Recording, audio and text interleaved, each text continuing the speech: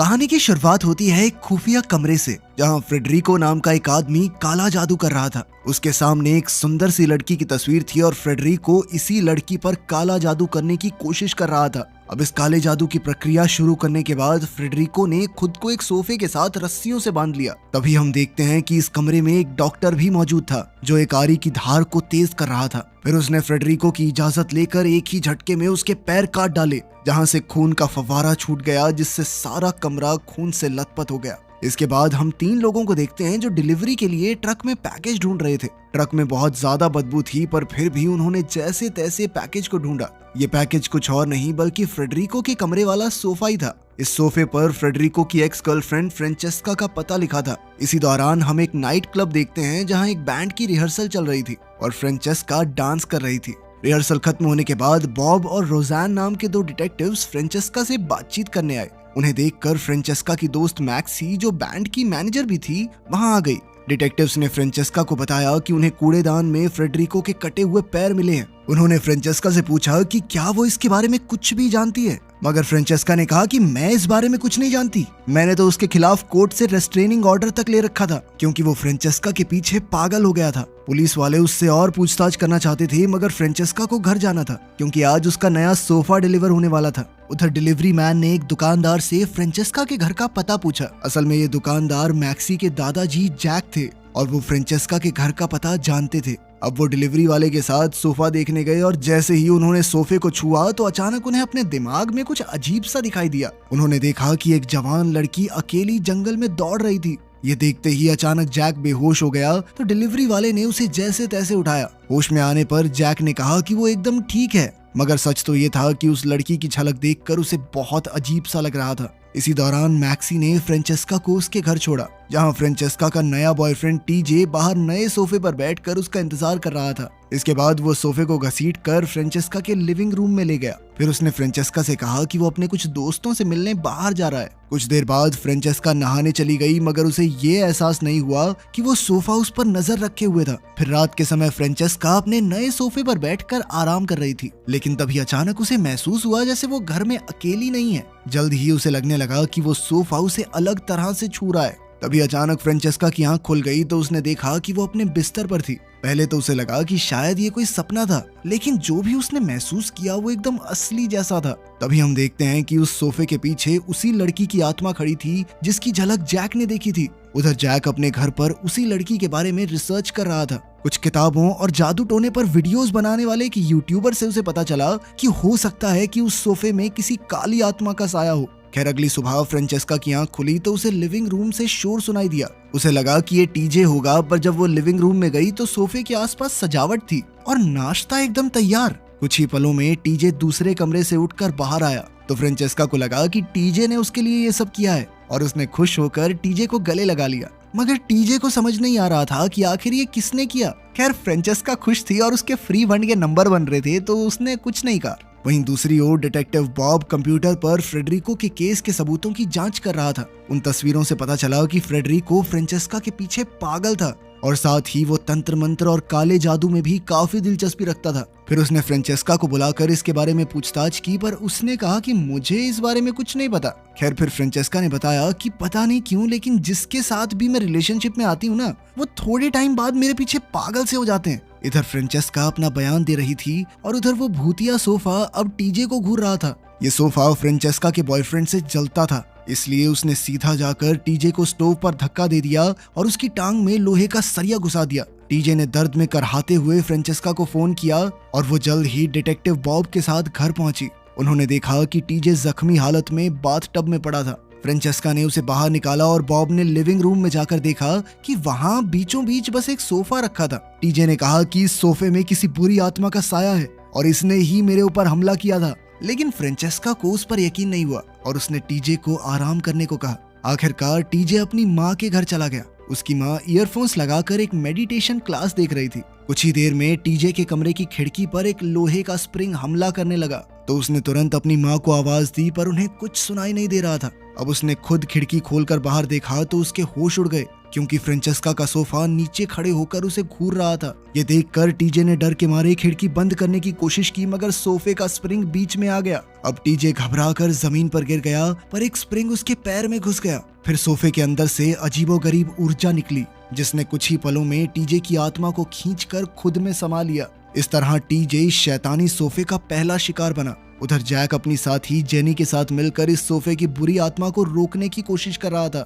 उसने आत्माओं की दुनिया में जाने की कोशिश की ताकि वो अपने बुरे सपनों का मतलब समझ सके। अब उन्होंने आत्मा से बात करने की प्रक्रिया शुरू की और आखिरकार जैक एक बार फिर उसी जंगल में पहुंच गया जहां वो लड़की किसी से बचकर भाग रही थी। अचानक उस लड़की का एक कपड़ा जमीन पर गिर गया, जिसमें एक जहरीला फूल मौजूद था। जैसे ही जैक ने उसे उठाया तो वो जंगल के दूसरे हिस्से में पहुंच गया। उसने देखा कि एक औरत खाने की टोकरी लेकर उस जवान लड़की के पास आई। न जाने क्या हुआ, लड़की ने टोकरी से चाकू निकाला और अचानक वो मर गई। ये सब देखकर वो औरत बुरी तरह डर गई। इसके अलावा एक लड़का जो वहीं छुपकर ये सब देख रहा था, वो भी डरकर भाग गया।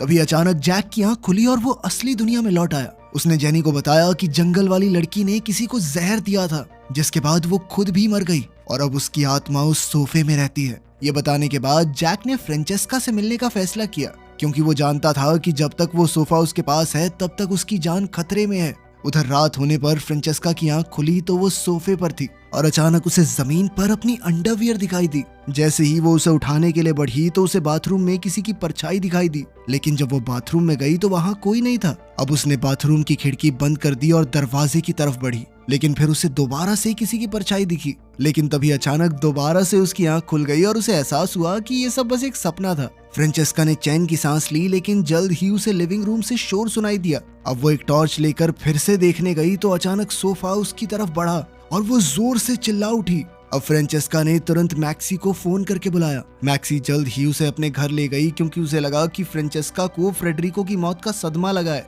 फिर वो दोनों चैन से सो गए। अगली सुबह टीजे की माँ वैक्यूम क्लीनिंग कर रही थी तो वो टीजे के कमरे में गई जहाँ उसकी लाश पड़ी थी। अचानक वैक्यूम क्लीनर ने टीजे की लाश को भी खींच लिया। इधर फ्रेंचेस्का इस सबसे अनजान थी कि टीजे के साथ क्या हुआ। वो सुबह अपने घर लौटी जहाँ सोफा बिल्कुल अपनी जगह पर रखा था। जल्द ही उसे डिटेक्टिव बॉब का मैसेज मिला, जिसने उसे तुरंत पुलिस स्टेशन जाने को कहा। फ्रेंचेस्का दौड़कर अपने घर से बाहर निकली, पर तभी उसके सामने रैल्फ आ गया। वो भी उसका एक एक्स बॉयफ्रेंड था। फ्रेंचेस्का ने उससे कहा कि मैं अभी तुमसे बात नहीं करना चाहती, लेकिन रैल्फ तो उससे शादी करके उसके साथ परिवार बसाना चाहता था। पर फिर भी फ्रेंचेस्का उसे नजरअंदाज करके पुलिस स्टेशन की ओर निकल पड़ी। खैर, उसके जाते ही रैल्फ ताला तोड़कर उसके घर में घुस आया। उधर पुलिस स्टेशन में फ्रेंचेस्का को टीजे की डरावनी मौत की खबर मिली तो वो फूट फूट कर रोने लगी। खैर, पुलिस वालों को एक केस भी सुलझाना था, इसलिए बॉब ने मैक्सी को बुलाया ताकि उन दोनों से पूछताछ की जा सके। फिर बॉब और रोजान ने उन्हें टीजे की लाश की तस्वीर दिखाई। टीजे के चेहरे पर फ्रेंचेस्का के नाम के 2 अक्षर लिखे थे। आखिरकार बॉब ने हिसाब लगाया कि टीजे और फ्रेडरिको दोनों के कत्ल आपस में जुड़े हुए हैं। फिर उसने उन्हें फ्रेंचेस्का के एक्स बॉयफ्रेंड्स की लिस्ट देकर कहा कि इनमें से कोई शायद कातिल हो सकता है, क्योंकि फ्रेंचेस्का ने बताया था कि ये सभी उसके पीछे पागल हो गए थे। अब बॉब ने उसे लिस्ट में से वो नाम निकालने को कहा जिन पर उसे शक है, तो फ्रेंचेस्का ने रैल्फ का नाम निकाला, क्योंकि वो आज सुबह ही उससे मिलने आया था। इसके बाद दोनों डिटेक्टिव्स को सारे सबूतों को देखने के बाद वॉरेन ली नाम के एक आदमी पर शक हुआ। यह आदमी एक जानवरों का डॉक्टर था। अब वो जांच के लिए बाहर निकल पड़े और इधर रैल्फ फ्रेंचेस्का के घर में घुस आया। वो घर का सिक्योरिटी सिस्टम चेक कर रहा था, पर वो ये नहीं जानता था कि घर के कैमरे नहीं बल्कि सोफे ने उस पर नजर रखी हुई है। इसके बाद रैल्फ फ्रेंचेस्का के कमरे में जाकर उसकी अलमारी तलाशने लगा। अचानक उसे लिविंग रूम से शोर सुनाई दिया, पर उसने इस पर ध्यान नहीं दिया और फ्रेंचेस्का के 2 अंडरवियर्स निकालकर बेड पर रख दिए। सब इस लड़की के अंडरवियर के पीछे क्यों बढ़े? इसके बाद वो खुद कंबल में घुसकर रंगीन सपने देखने लगा। वो इतना खो गया कि उसे पता ही नहीं चला कि सोफा कब उसके पास आ गया। सोफा बेड के पास गया और उसने रैल्फ के सर पर जोरदार वार किया, जिससे रैल्फ की मौके पर ही मौत हो गई। वहीं दूसरी ओर फ्रेंचेस्का मैक्सी के घर पर थी, पर अब मैक्सी को अपने दादा जैक को ढूंढने जाना था। उसके जाने से पहले फ्रेंचेस्का ने मैक्सी को अपने घर बुलाया, क्योंकि उसे अपने सोफे से डर लग रहा था। ये कहकर फ्रेंचेस्का ने मैक्सी की बाजू जोर से दबाई, जिससे मैक्सी को काफी अजीब लगा। मैक्सी ने फ्रेंचेस्का से पूछा कि क्या वो ठीक है, पर शायद फ्रेंचेस्का किसी ख्याल में खोई हुई थी और कुछ ही पलों में वापस नॉर्मल हो गई। इसके बाद मैक्सी अपने दादा जैक के घर चली गई। उधर पुलिस स्टेशन में डिटेक्टिव बॉब फ्रेडरिको की रिकॉर्ड की हुई वीडियोस देख रहा था। रोजान ने भी ये वीडियोस देखी तो उसे वही सोफा दिखाई दिया जो फ्रेंचेस्का के घर पर था। इससे उसका शक और बढ़ गया। वहीं दूसरी ओर मैक्सी जैक से मिली तो जैक ने उसे बताया कि फ्रेंचेस्का का सोफा किसी बुरी आत्मा के वश में है जो कि बहुत ज्यादा ताकतवर है। इससे मैक्सी का शक भी यकीन में बदल गया, क्योंकि उसे भी लगता था कि इन अजीबोगरीब घटनाओं और फ्रेंचेस्का का बदलाव बदलने के पीछे उस सोफे का कोई तो लेना देना है। अब उसने अकेले फ्रेंचेस्का के घर जाकर सोफा बाहर निकालने का फैसला किया, पर जैसे ही वो वहां पहुंची तो उसे बालकनी में रैल्फ की लाश दिखाई दी। अचानक उस लाश को किसी ने खींचा तो मैक्सी ने पास जाकर देखा कि वो वैशी सोफा ही रैल्फ को धक्का दे रहा था। फिर अचानक उसने रैल्फ की लाश को बालकनी से धक्का दे दिया। ये देखते ही मैक्सी को यकीन हो गया कि काले जादू वाले सोफे की कहानी सच्ची है और उसने चुपचाप यहाँ से भागने का फैसला किया। मगर अचानक उसका पैर एक क्लिप पर पड़ा, जिसकी आवाज से सोफे को पता चल गया कि वहाँ कोई और भी मौजूद है। अब मैक्सी ने यहाँ से भागने की कोशिश की, पर सोफे ने अपने स्प्रिंग से दरवाजा बंद कर दिया और फिर मैक्सी की तरफ भागा। इधर मैक्सी ने जल्दी से खुद को बाथरूम में बंद कर लिया और खिड़की से भागने की कोशिश करने लगी, लेकिन दरवाजे के छेद से सोफा उसे देख रहा था। जैसे ही मैक्सी खिड़की से कूदने वाली थी तो उसका पैर फिसल गया और वो सीधा नीचे रखे कूड़ेदान में जा गिरी। बदकिस्मती से इतनी जोर से गिरने की वजह से मैक्सी की मौके पर ही मौत हो गई और हम देखते हैं कि उसकी गाड़ी की चाबियां भी ऊपर ही रह गई थी। खैर, मैक्सी के जाने के बाद सोफा सिंक की तरफ गया और अपने जादू की मदद से उसने फ्रेंचेस्का से बात करने की कोशिश की। इधर फ्रेंचेस्का को मैक्सी के घर की सिंक में सोफे की आवाज सुनाई दी। वो वलेरिया नाम की एक लड़की को पुकार रहा था। अब फ्रेंचेस्का ध्यान से सुनने के लिए सिंक के पास गई, पर तभी अचानक दोनों डिटेक्टिव्स वहां आ गए, जिससे फ्रेंचेस्का डर गई। खैर, फिर उसने डिटेक्टिव्स को बताया कि मैक्सी 2 घंटे पहले गई थी। अब मैक्सी को ढूंढने के लिए उन तीनों ने मिलकर फ्रेंचेस्का के घर जाने का फैसला किया, लेकिन जब वो वहां पहुंचे तो वहां मैक्सी तो नहीं थी, पर उसके घर की चाबियां थी। फ्रेंचेस्का ने मैक्सी को फोन किया तो उसे बाहर से मैक्सी का फोन बजने की आवाज सुनाई दी। फिर डिटेक्टिव्स बाहर कूड़ेदान के पास पहुंचे तो वहां उन्हें रैल्फ की लाश मिली।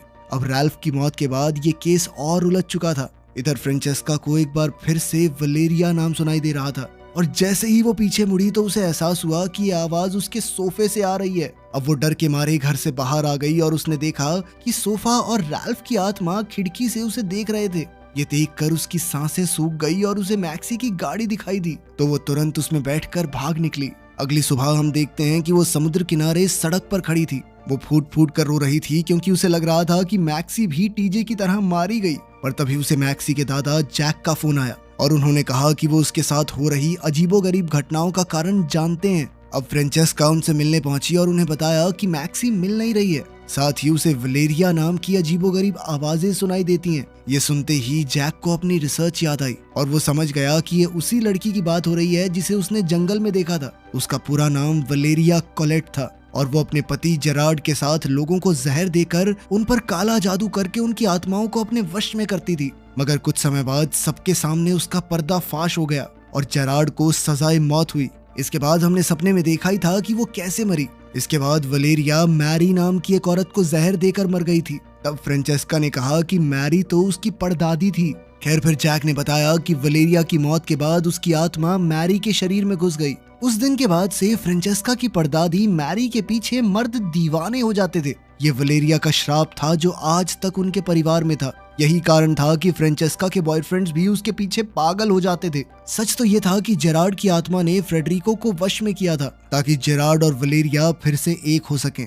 खैर, अब जैक ने कहा कि एक आत्मा सिर्फ जिंदा लोगों को वश में करके अपना काम करवाती है, मगर हैरानी की बात ये थी कि वो सोफे में कैसे घुस गई। खैर, जैक के पास इसका कोई जवाब नहीं था, पर फिर भी उसने दोनों आत्माओं को पकड़ने के लिए 2 बक्से बनाए। इसी दौरान फ्रेंचेस्का को एक बार फिर से वही सोफा दिखाई देने लगा, साथ ही वलेरिया की आत्मा भी वहां मौजूद थी। फ्रेंचेस्का बुरी तरह डर गई और जैसे तैसे इस भ्रम से बाहर निकली। तभी उसने देखा कि जैक को दिल का दौरा पड़ गया था। फ्रेंचेस्का ने उसकी मदद करने की कोशिश की, पर जैक ने उसे एक बक्सा ले जाकर सोफे के पास रखने को कहा। वहीं दूसरी ओर पुलिस स्टेशन में हम देखते हैं कि बॉब ने वॉरेन ली को पूछताछ के लिए बुलाया था।